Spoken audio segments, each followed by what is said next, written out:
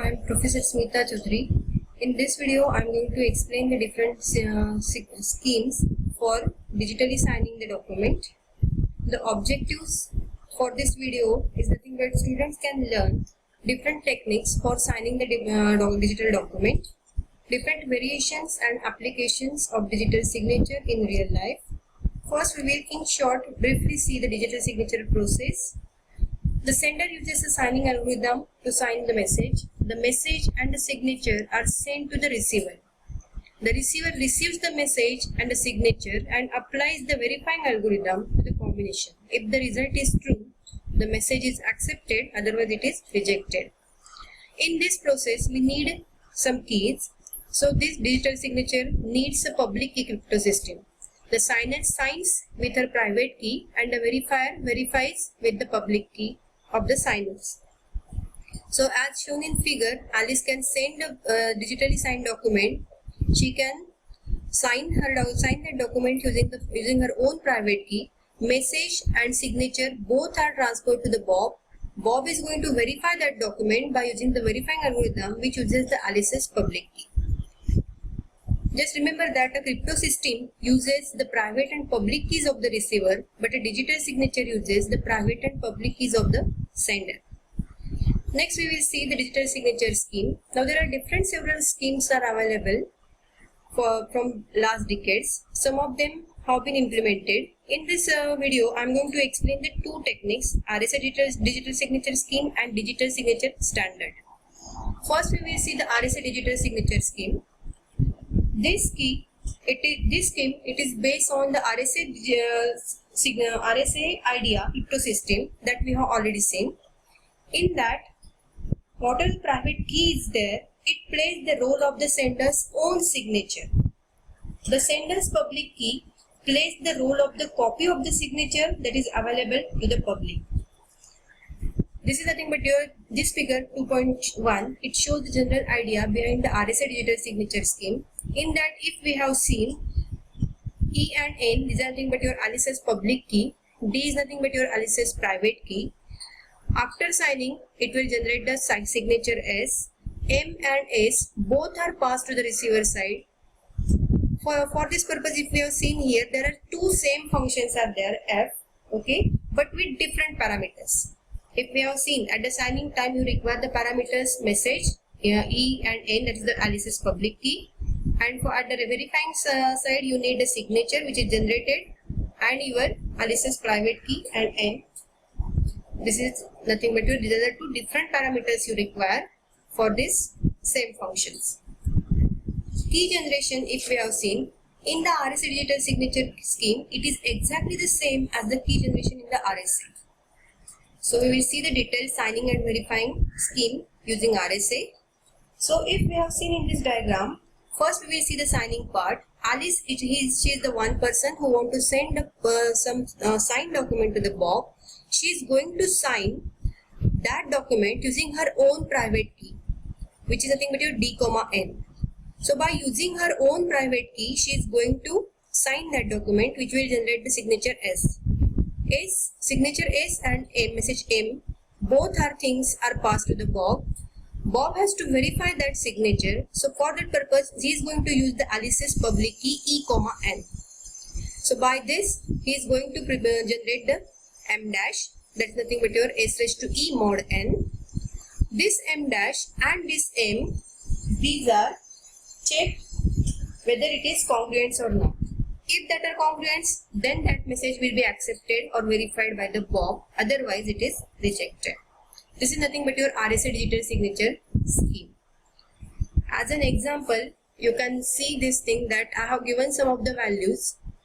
N you can calculate. And suppose if I want to send, if Alice want to send a message M using this value to Bob, you have to think that how Alice can use her private key to sign the message and how Bob can verify the signature. Now this same RSA signature we can use on message digesters. Now most of the time these things happen that what are the documents you are having that are very much large in size. So in that situation we have to first calculate the message digest of that document, and that message digest we have to sign with Alice's private key. Signature you are going to generate, signature and message both we have to transfer to the Bob. Bob is going to generate the original again the message digest which the Alice has already used for generation of the message digest. Then Bob can use the Alice's public key to check the signature, and if that D dash and D both are true, then that time Bob can accept that message. So this is nothing but your RSA digital signature scheme. Now remember here is that whenever the digest is signed instead of the message, the susceptibility of the RSA digital signature scheme depends on the strength of the hash algorithm.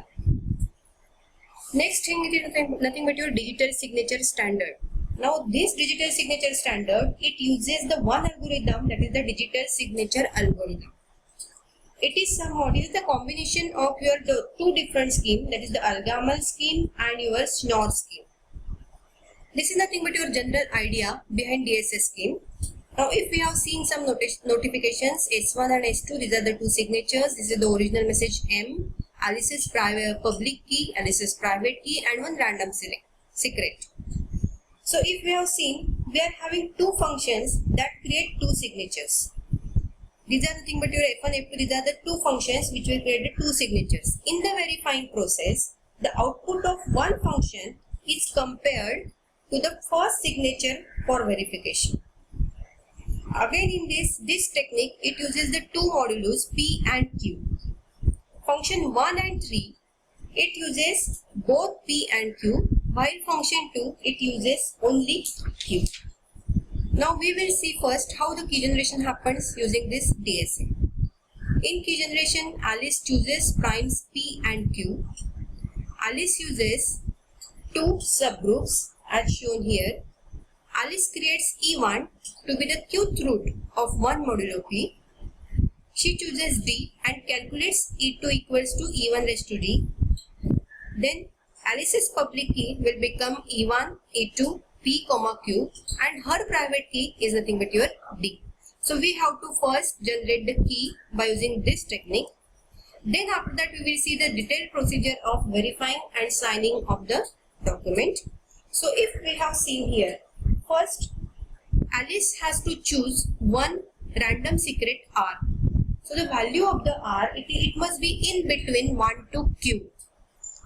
Every time Alice can use, she is having the public key and private key that are constant every time, but by changing the value of the R, she can use that same public and private key but with different random value to sign the document, different documents by her. So if we have seen, Alice first calculate S1.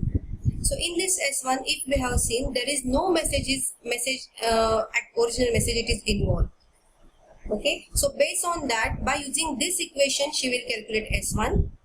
After that, Alice also create message digest, that is nothing but your HM, and using that message digest, she again calculate this S2, that is the two signatures she has generated. These two signatures plus message, these are transferred to Bob. After getting the message S1 and S2, Bob first checks to see if S1 it is between 0 to Q. Again it checks for S2 whether it is between 0 to Q. After that, Bob calculates a digest of M using the same hash algorithm used by Alice. Then Bob calculates V by using this formula. If S1, if it is congruent to V, the message is accepted, otherwise it is rejected. This is nothing but your DSA scheme for signing the document.